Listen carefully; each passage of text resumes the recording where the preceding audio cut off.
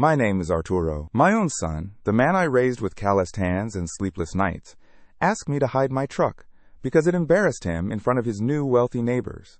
He said my life's work, the very truck that helped build his fortune, was a rust bucket that didn't fit the image of his company.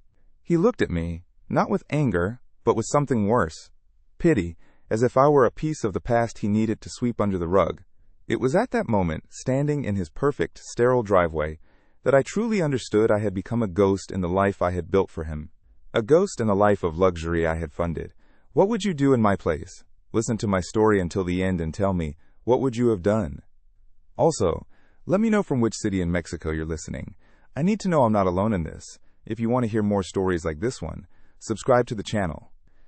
It was a bright Sunday afternoon, the kind of day that feels warm and hopeful. I had driven 2 hours from my small house in the old neighborhood, the one where I've lived for 50 years, to the fancy new fraccionamiento where my son Daniel lives. His house is one of those modern cubes of glass and white concrete that look like they belong in a magazine, not a place where a family actually lives. I pulled my old 1985 Ford Ranger up the pristine driveway, the engine rumbling with the same reliable sound it's made for decades. In my passenger seat was a gift from my grandson Mateo for his 10th birthday, wrapped carefully in blue paper. Daniel and his wife Jessica came to the door, their smiles so tight they looked like they might crack their faces. I felt a familiar coldness in my chest, the kind you feel when you know you're being tolerated, not welcomed. Before I could even get the gift out of the truck, before I could give my son a proper sabrazo, Daniel gestured towards my Ranger. He didn't even look at me, but at the truck, with a look of pure disgust. "Dad, seriously?" he said, his voice low and sharp. "Can you please park that thing down the street? Our new neighbors, the Cardenas family, just moved in. It's embarrassing." Jessica, standing beside him with her arms crossed, added a sigh that was heavier than any word. "We've told you, Arturo. We can send an Uber for you. It's not a good look for Daniel's company image when his own father drives a rust bucket. A rust bucket? That's what she called the truck that hauled the parts, the tools, and the materials that paid for Daniel's fancy education and seeded the very company she was so proud of. I didn't say a word. What was there to say? Arguing would only have proven their point that I was an old man who didn't understand their new world. I just nodded, a slow, heavy movement that felt like it took all the strength I had left.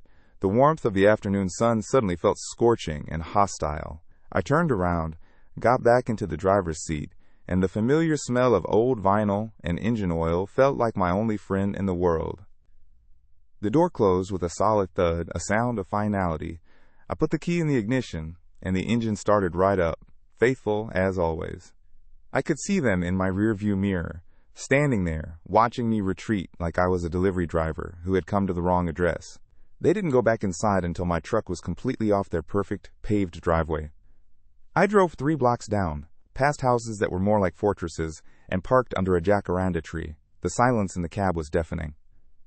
For a long moment, I just sat there, my hands gripping the worn-out steering wheel my wife Elena had touched so many times. I thought of all the years I'd spent with grease under my fingernails, working until my back screamed in protest, all for him, all so he wouldn't have to live the life I did. And now, that life, my life, was an embarrassment. The rejection wasn't just about a vehicle. It was about me. It was the public confirmation that I was no longer a part of his world. I was just a relic, a piece of junk to be parked out of sight, just like my old, faithful truck. I finally took a deep breath, grabbed Mateo's gift, and began the long, humiliating walk back. As I walked back up that long, sterile street, each step felt heavy, like I was dragging the weight of my entire life behind me. The sun beat down on my neck, but the chill was deep inside my bones. In my hand, the gift from Mateo, wrapped in its bright blue paper, felt like a foolish offering, a relic from a world of simple affections that no longer existed here. I passed houses with perfect lawns and iron gates, monuments to a kind of success I had paid for but could never belong to. I wasn't just walking 3 blocks. I was traveling back through 50 years of memories, each one a stone in the foundation of the life my son now found so embarrassing. My own father never owned a truck. He worked the earth in a small village outside of Guadalajara, and his hands were his only tools. He taught me that a man's worth wasn't in what he owned, but in what he could build, what he could fix, and the word he kept. I remembered the day I met my Elena. She worked at the little bakery near the workshop I first rented, a small, greasy room behind a asterisk tortilleria. I'd go in for a coffee, my hands black with engine oil, and she would smile at me, a smile that saw past the dirt and straight into my heart. She never once made me feel like my work was beneath her. To her, my calloused hands were a sign of promise, of a man who wasn't afraid to work for a dream. We married in a small parish church, with no money for a big party, just our closest family and a promise to build a life together. Her faith in me was the fuel that kept my engine running for all those years, long after she was gone. She was the one who believed in me before I even had a business, when all I had was a beat-up toolbox and a head full of ideas about how engines worked. Then Daniel was born. I held him in my arms in that small, crowded public hospital, a tiny thing wrapped in a worn-out blanket, and I felt a love so fierce it was terrifying. I looked at his perfect little hands and swore an oath to him, and to God, that those hands would never have to be as torn up and stained as mine. "You will have more," I whispered to him while he slept. "You will have an education. You will have a life where doors open for you, not one where you have to break them down with your own back." That promise became my religion. It was the reason for the endless hours, the skipped meals, the nights I spent sleeping on a cot in the garage, because a client's truck had to be ready by dawn. Every sacrifice was an investment in his future, a brick in the wall of the comfortable life I wanted for him. My first garage wasn't much. It was a rented, tin-roof lean-to that was scorching in the summer and freezing in the winter. But it was mine. I worked on everything. Old farm tractors, sputtering taxicabs, delivery vans. I learned to fabricate parts that you couldn't buy anymore, to listen to an engine and know its secrets. Elena would bring me dinner in a small basket, her presence a silent comfort in the lonely late hours. She'd sit on an overturned bucket, telling me about her day while I ate, her belief in me never wavering. She never complained about the long hours or the smell of gasoline that clung to my clothes. She would just say, "You're building our future, Arturo, I know it." She saw the bigger picture, even when all I could see was the next engine I had to fix to pay the rent. I remember one year, Daniel was about 7 or 8, and he wanted a bicycle for his birthday more than anything in the world. A brand new, shiny red one he saw in a department store window. I didn't have the money. Not for a new one. So for a month, I collected discarded parts. A bent frame from one junkyard, a decent set of wheels from another, a rusty chain I painstakingly cleaned and oiled, link by link. I spent my nights after work, in secret, sanding, painting, and assembling that bike. On his birthday, when I showed it to him, his eyes lit up. He didn't see a collection of junk parts. He saw the shiny red bike of his dreams. He threw his arms around my neck and proudly told his friends, "My dad made this for me. He can make anything." That feeling, that pride in his eyes, was worth more than all the money in the world. There were sacrifices Daniel never knew about. My own father had left me a small piece of land, just a little patch of earth outside the town where he was born. It wasn't worth much to anyone else, but to me, it was my only connection to him, to my roots. When Daniel was in high school, I knew he needed a better education, a private one that would prepare him for university. The tuition was impossible, so I sold that land. I sold my last piece of my father's legacy without a second thought.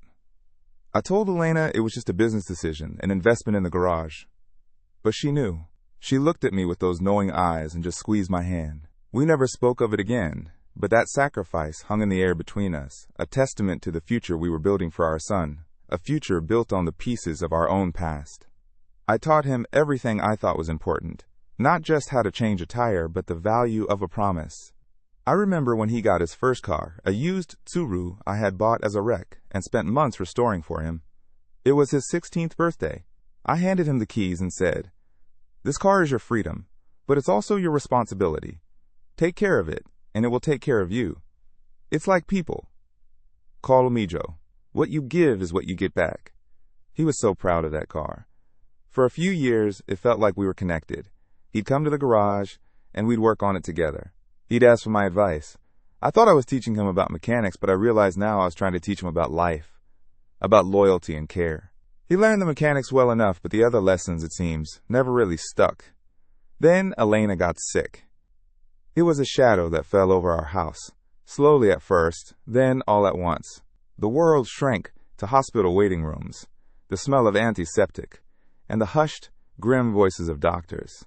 I kept the garage running, working like a madman during the day and spending my nights by her bedside, holding her hand, feeling it get a little weaker each day. Daniel was in university then, and I tried to shield him from the worst of it. I'd send him money I didn't have, telling him to focus on his studies, that everything at home was fine. I didn't want him to worry. I wanted him to keep moving forward, to keep building that future we had sacrificed so much for. My world was crumbling, but I was determined that his would not. In her final days, Elena made me promise her something. Her voice was a whisper, but her eyes were as clear and strong as ever. "Arturo," she said, her hand tight in mine. "Don't let our boy struggle. Your hands have built so much, but it's your mind, your ingenuity, that is your real gift. Use it. Build something for him that will last, something he can be proud of. Promise me," I promised. A tear rolled down my cheek and fell onto our joined hands. It was the last promise I would ever make to her, and I intended to keep it, no matter the cost. It was her final act of love for our son, a charge she was leaving in my care. Her dream was no longer just about a good life for him, but a legacy. After she was gone, the silence in our small house was a physical weight. The garage was my only refuge. I poured all my grief, all my love, all my loneliness into my work, and into keeping that promise. Daniel would call, his voice full of the confidence and new ideas he was learning in his business classes. He spoke of logistics, supply chains, and market efficiencies, words that felt foreign to me, but I listened. I listened carefully because, in his new world, I heard the echoes of my old one. I heard the problems that the factories and shipping companies I service complained about every day, and in the space between his modern theories and my practical experience, an idea began to form, an idea born from grease and steel, but destined for glass and chrome. Daniel graduated with honors. I was the proudest father in that auditorium, sitting in my simple, clean but worn suit, a stark contrast to the expensive clothes of the other parents. When he introduced me to his new friends, and to Jessica, his ambitious girlfriend, I could see the slight flicker of embarrassment in his eyes. He loved me, I knew that, but he was already beginning to see me as a relic of a past he was eager to outgrow. He was a man of the future, and I was the old mechanic from the barrio. The distance between us was no longer just physical. It was becoming a chasm of class and ambition, a gap I myself had paid to create. He was ashamed of the very hands that had built his launchpad.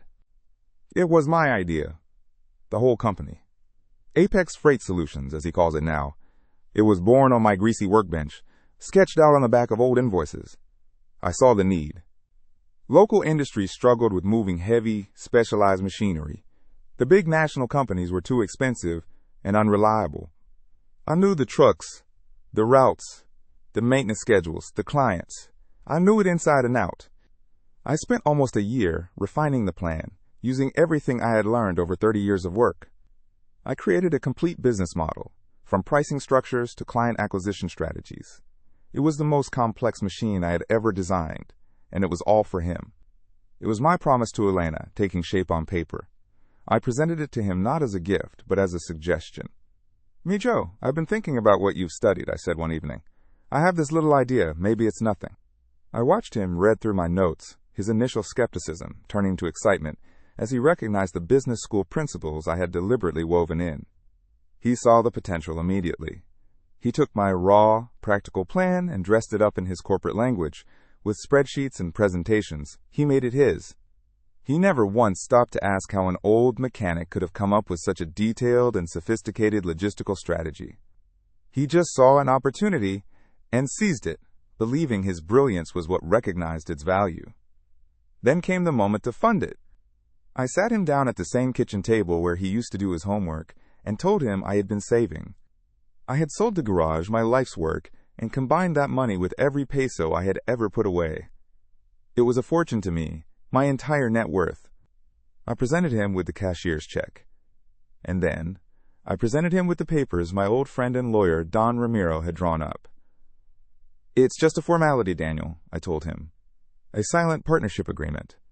So the bank sees this as a real company, not just a gift from your old man." He was so blinded by the number on the check, so eager to become the founder of his own company, that he barely glanced at the fine print before he signed. And so, as I finally reached his front door, the weight of that memory was the heaviest of all. The memory of his signature on that document. The document that made him the face of the company, but made me its silent majority owner.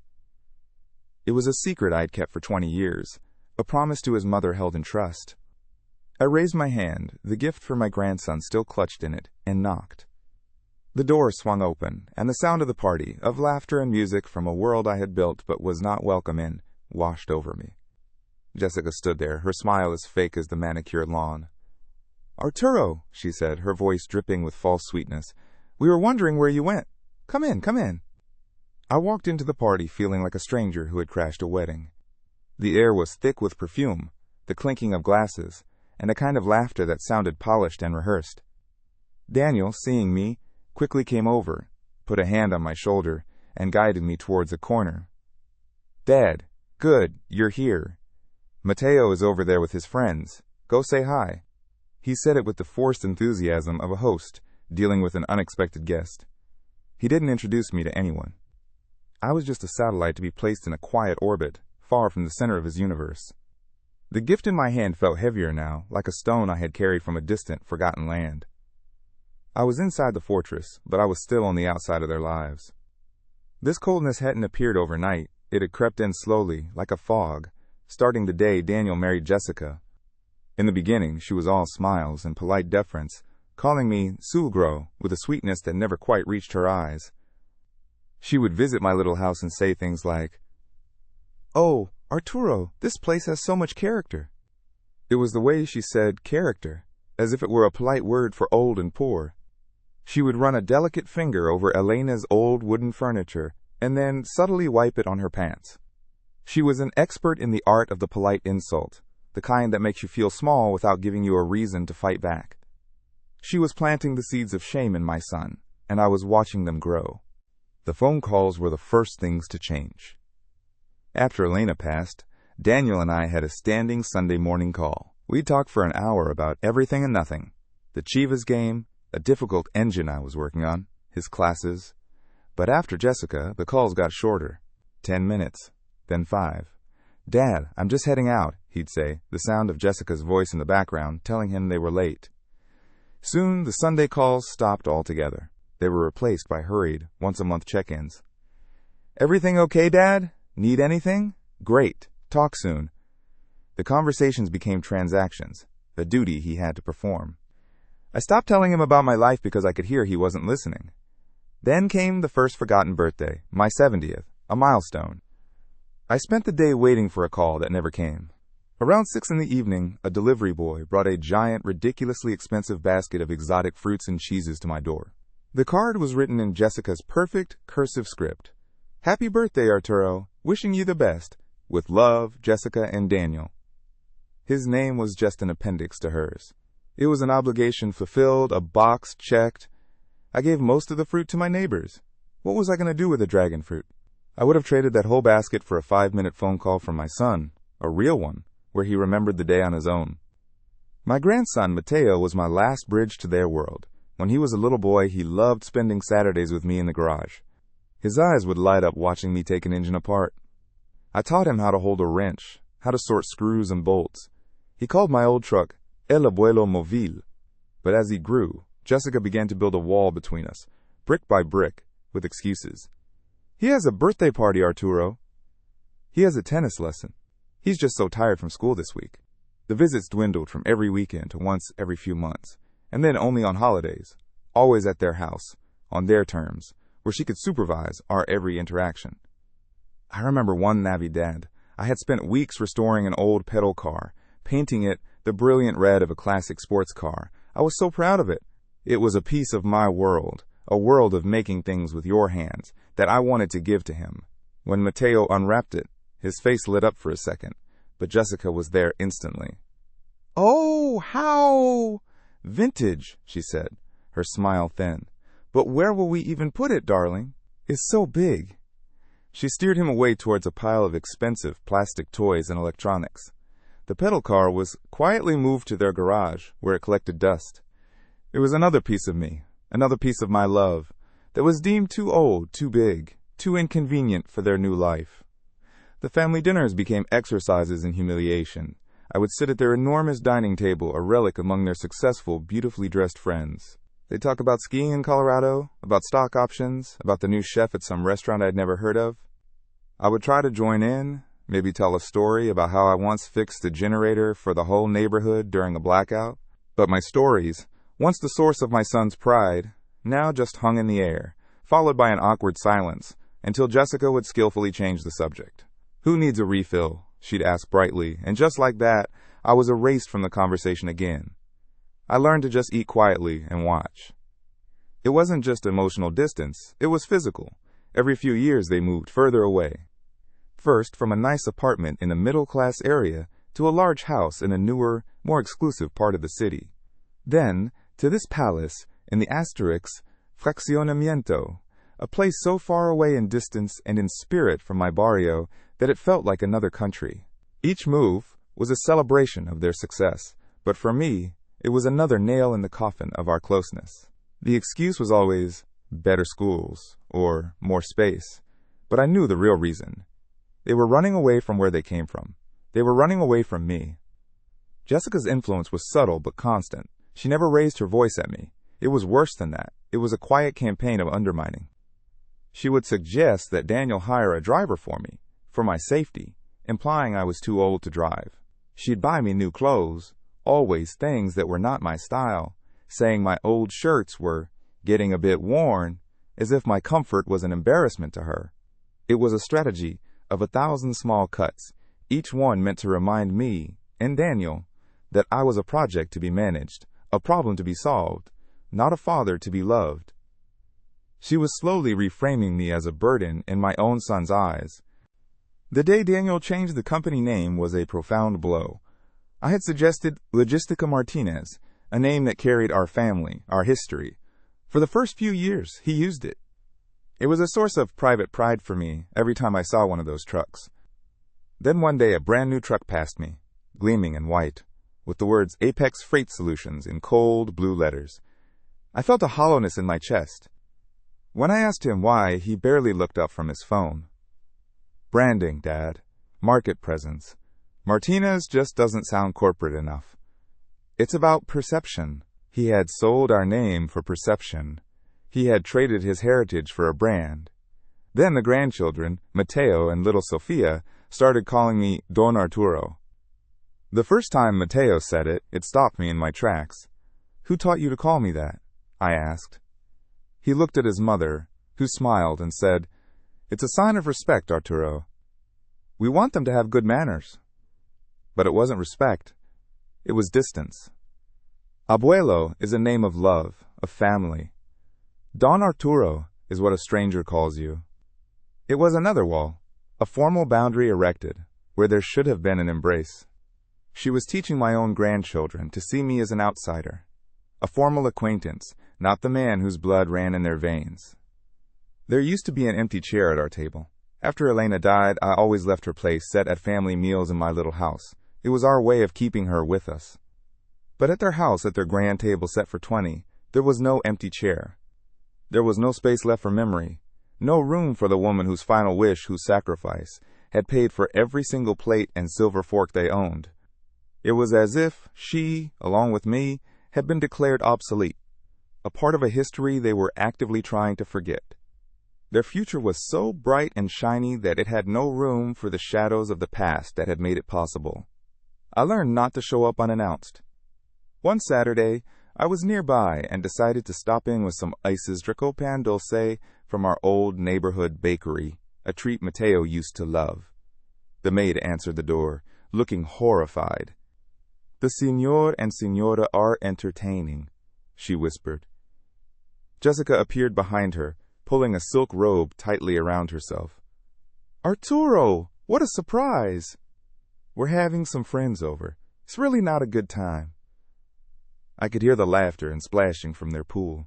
I just nodded, handed her the bag of bread, and left. I felt like a beggar at the gates of a palace I had secretly built. The way Daniel spoke to me about money became the ultimate insult. He would sit me down, his face a mask of patronizing concern, and offer to help me invest my little nest egg. He'd explain financial concepts to me in simple terms, as if I were a child who couldn't understand numbers. "Dad, you can't just let your money sit in a savings account." It's losing value, he'd say, full of the wisdom his expensive education had given him. The irony was so bitter it burned my throat. He was lecturing me on managing the pennies, completely unaware that I was the silent owner of the millions he played with. He saw me as a charity case. The final straw, before the incident with my truck, happened at their wedding anniversary party. It was a lavish affair. Daniel stood up to give a speech. He toasted Jessica, his partner in life and business. He thanked his university professors. He thanked his brilliant team at Apex. He thanked his wealthy friends for their support. He told the story of his vision, of how he built his company from the ground up. I stood in the back of the room, invisible. He never mentioned his mother. He never mentioned me. In the official story of his life, I did not exist. I was not a chapter. I was not even a footnote. The small humiliations were constant, like a dripping faucet. Jessica coming to my house and helping me by throwing out my old coffee mugs, replacing them with a matching set that had no stories. Daniel seeing the watch Elena gave me for our 25th anniversary and saying, "Dad, let me buy you a real watch for Christmas." They didn't see heirlooms or memories. They saw old, broken things that needed to be replaced. They saw my life as a fixer-upper, a reflection of a past they were desperate to renovate and resell under a new, more marketable name. They were stripping my life of its meaning, one memory at a time. My old friends in the barrio saw everything. Men like Hector, who ran the corner store, or Chucho, the barber. They wouldn't say anything directly, but I could see it in their eyes. "How's the boy, Arturo?" they'd ask, and the question was always laced with a gentle pity.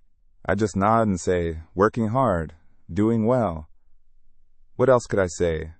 That my son was a stranger? That he was ashamed of me? The unspoken understanding among these old men who knew the value of family and loyalty was a quiet comfort, but it was also a constant, painful reminder of the son I had raised but somehow lost along the way. So when Daniel stood there in his perfect driveway, his face tight with disgust for my old truck, it wasn't a new wound, it was the rubbing of salt into a very old one. It was the culmination of years of small betrayals, of quiet dismissals, and polite humiliations.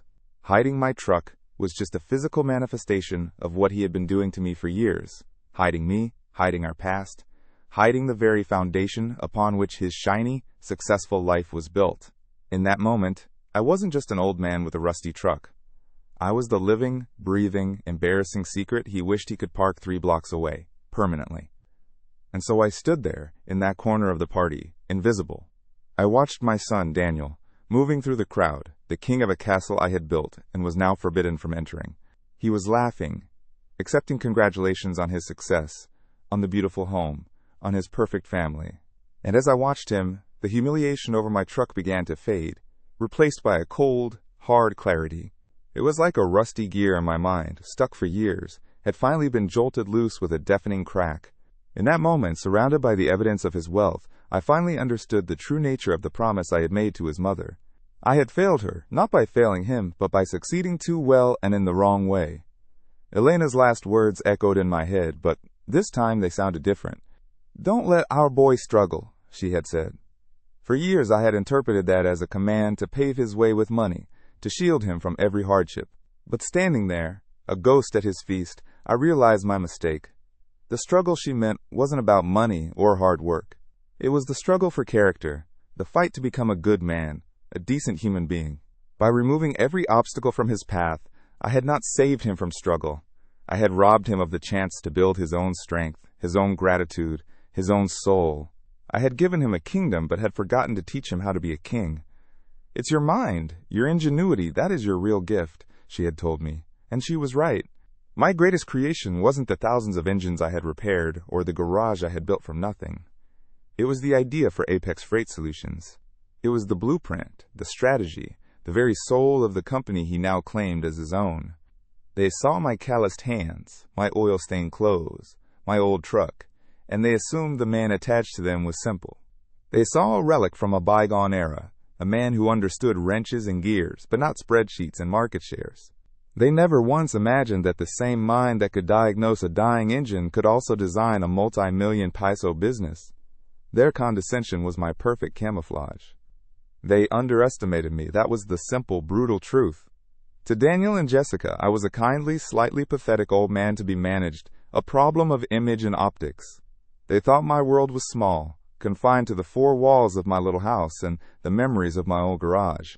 They lectured me about investing my little nest egg, never suspecting that their entire world, their mansion, their European cars, their fancy parties, was built upon a foundation I had laid in secret, a foundation they were too arrogant to ever look for.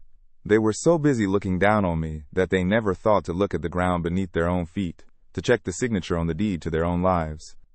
Because Apex Freight Solutions was never Daniel's idea, it was mine, every piece of it. It was conceived on cold nights in my garage, sketched out on greasy napkins between jobs. I saw the big picture because I was the one on the ground, listening to the truck drivers, the factory managers, the dispatchers. I knew their frustrations, their needs, their inefficiencies. I spent a year drawing up the business plan, creating the routes, calculating the pricing, identifying the first 10 potential clients. I didn't just have an idea, I had a fully assembled machine ready to run. I handed my son a finished product, and he had the audacity to call himself an architect, a founder. To start it all, I didn't just give him a little help. I gave him everything. I sold my garage, the place where I had poured my sweat and blood for 40 years. I emptied every savings account, cashed in every bond I had painstakingly accumulated. It came to 2.5 million pesos. In those days, 20 years ago, it was a fortune. More money than my father had seen in his entire life. I put that cashier's check on the kitchen table in front of him, the same table where I'd helped him with his math homework. It was my entire past, my present, and what I thought was our future, all condensed into a single slip of paper. He looked at it like he had won the lottery, not like he was holding his father's entire life in his hands. With the check, I also placed a folder on the table. "Just a formality, mijo," I said, my voice calm. My lawyer, Don Romero, drew it up. "It's a silent partnership agreement. It makes the investment look official for the banks. It gives the company legitimacy." Daniel, so drunk on the number written on that check, so eager to launch his grand career, just nodded. He flipped through the pages, his eyes scanning for the signature line, not the words in between. He was 25 and thought he knew everything. He saw the document not as a contract to be understood, but as the final hurdle before he could claim his prize. He signed it without a moment's hesitation, his signature a quick, arrogant slash of ink. That document, the one he dismissed so easily, was my life's most carefully crafted piece of machinery. It wasn't alone. It established a silent partnership, granting me a 60% majority stake in the company. 60%. It gave me ultimate control, the final word on any major decision, the power to dissolve the board, to sell the assets, to do whatever I saw fit. It was a kill switch, a hidden lever of power that I prayed to God I would never have to pull. Daniel was the public face, the CEO, the founder, but the legal documents, filed away safely in Don Ramiro's office, told the real story. He was the manager of my investment, nothing more. And the partnership wasn't even in my name. That was the part one was most proud of, the part that was most important. The 60% majority stake was held in a trust. I had Don Ramiro name it El Fideicomiso Elena, the Elena Trust. The company's true owner was the memory of his mother. It was her legacy, her final wish, her love, that held the real power. I did it this way so that if I died, the control wouldn't just pass to him without thought. It was meant to be a legacy, not just a pile of cash. It was meant to ensure the work of our lives, hers and mine, would be respected. It was a monument to her, hidden in plain sight on the signature page of his company's founding documents. Don Ramiro, my friend since we were boys who kicked a dusty soccer ball on the street, had advised me against it at first. "Arturo, just give him the money, or don't. This is complicated. It can get ugly." But I insisted. "He is a good boy, Ramiro," I told him, "but the world he wants to enter, it changes people. Jessica, she is very ambitious. This is not about mistrust. This is a safety net. It's for Elena." He finally agreed, and he drafted the most ironclad agreement you have ever seen. He made sure every I was dotted, every T was crossed. He was a good man, a loyal friend, and he understood that this was not a business transaction. It was an act of a father's desperate, fearful love. For 20 years, I kept that secret locked away in my heart. I kept it while he forgot my birthday. I kept it while he stopped calling. I kept it while his wife looked at me with pity. I kept it every time he lectured me on managing my little bit of money. I kept it because I truly hoped that one day he would grow into the man I knew he could be. I hoped he would mature, that he would remember the lessons of his childhood, that he would see past the money and the status and recognized the value of family, of loyalty, of love. The secret was my last, desperate hope that my son would eventually find his way back home. The humiliation over my truck was the final proof that he was lost for good. He had no idea of the scale of it. He talked about his company's success as if he were a titan of industry, and it was successful, more than I had ever dreamed. That initial investment of 2.5 million pesos had grown. Apex Freight Solutions was now valued, conservatively, at over 500 million pesos. 500 million. And my 60%, the share held by the Elena Trust, was worth 300 million pesos. 300 million pesos. I, the old man with the rust bucket truck that embarrassed him, was the silent owner of a fortune that would make his head spin. The irony was so immense, so bitter, it almost made me laugh out loud there in my corner of the party. As I watched him raise a glass of champagne, toasting his own vision and hard work, the purpose of my secret finally became clear. The safety net wasn't there to catch him if he fell. It was there to catch the legacy of his mother, to save it from being used to fund a life of such shallow, cruel arrogance. My promise to Elena was not to make Daniel rich. It was to ensure he had a good life, and this life he had built, this cold palace of disrespect, was not a good life.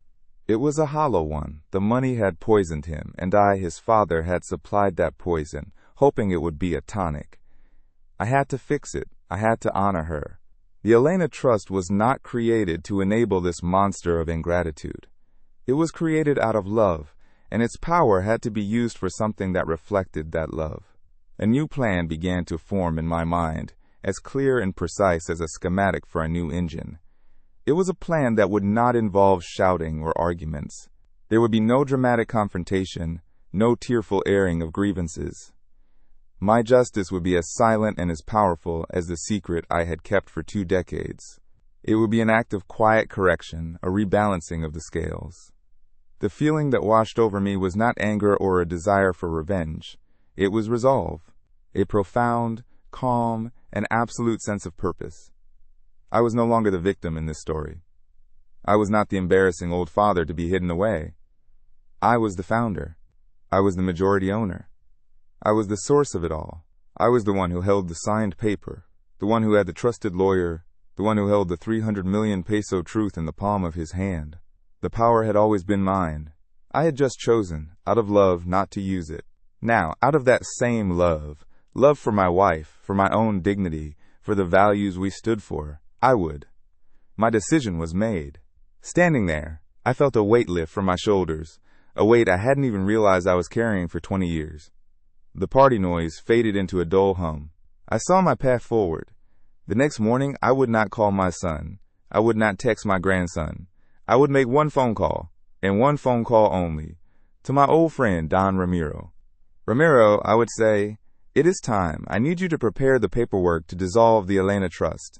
The end of Daniel's fantasy would not begin with a bang, but with a quiet phone call from an old man in a small house in an old neighborhood, an old man he had long since written off. The next morning, I woke up before the sun. The house was quiet, filled with the kind of peace that only comes after a storm has passed. I didn't feel anger or sadness anymore, just a deep, calm resolve. I made my coffee, the same way I have for 50 years, and sat at my small kitchen table. This was the same table where I had signed over my life savings to Daniel, where I had handed him the keys to his future. Now, at this same table, I was going to reclaim it. I picked up the old telephone and dialed the number I knew by heart. When Don Ramiro's sleepy voice answered, I didn't waste time with pleasantries. "Ramiro," I said, my voice steady, "it's Arturo. It is time. I need you to prepare the papers. We are dissolving the Elena Trust." There was a pause on the other end, and then a simple, "I understand, my friend. I'll get it done." My plan was not to take the money for myself. What would I do with 300 million pesos? Buy a new truck? A bigger house? That would make me no better than them, a man defined by what he owns instead of who he is. No, my plan was to honor Elena's memory in the way it deserved. I instructed Don Ramiro to channel every single peso from the sale of my 60% stake into creating a new entity, La Fundación Elena Martínez de Formación Profesional, the Elena Martínez Foundation for Vocational Training. Its purpose would be simple: to provide scholarships and tools to young people from all over Mexico who wanted to learn a trade: mechanics, electricians, welders, plumbers. It would be a foundation built to honor the work of hands like mine, the very work my son and his wife found so embarrassing. My fortune would not build another mansion, it would build hundreds of futures. A week later, the papers were signed and filed. I didn't have to be there. Don Romero handled everything. He sent a certified messenger to the gleaming glass tower that housed the headquarters of Apex Freight Solutions. The messenger didn't deliver the envelope to Daniel's home, but to his office, in front of his employees, his partners, the audience for his grand performance. I can picture him, irritated at the interruption, tearing open the thick legal envelope. I can see his face as he reads, the color draining from it. The letter wouldn't have been emotional. It would have been cold, legal, and final. A formal notification that the majority ownership of his company had been transferred to the board of a newly formed foundation. He wouldn't have lost his money, not his 40%. He had lost something far more valuable to him: control. The power. The throne he thought he had built for himself was no longer his. In the days that followed, a profound quiet settled over my life. The phone never rang. There were no angry messages, no panicked visits. The silence from his end was the most honest communication I had received from him in years. It confirmed that our relationship had only ever been about what I could provide. Now that the transaction was over, there was nothing left to say. I felt a sense of peace I hadn't known since Elena was alive. I spent the afternoon in my driveway, polishing the chrome on my old Ford Ranger, the rust bucket. The sun glinted off the hood, and for the first time in a long time, I felt no shame, only a quiet pride. This truck, like me, was old, a bit battered, but it was honest. It was reliable. It was mine. My life's work was never about building a company. It was about building a life of dignity. I look at my hands now, the knuckles swollen, the skin creased like an old map, and I don't see the hands of a failure. I see the hands that raised a son, that loved a wife, that built a future. Daniel rejected that inheritance, so I gave it to others who would understand its value. I didn't need revenge. I just needed to restore the balance. Justice, I've learned, isn't always loud. Sometimes it's the quiet rumble of an old engine, starting up faithfully, ready to take you wherever you need to go, on your own terms. I am at peace in my small house, with my old truck, rich in a way my son will never understand. If you know someone who needs to hear this kind of story, share this video. And subscribe for more stories of dignity and life lessons like this.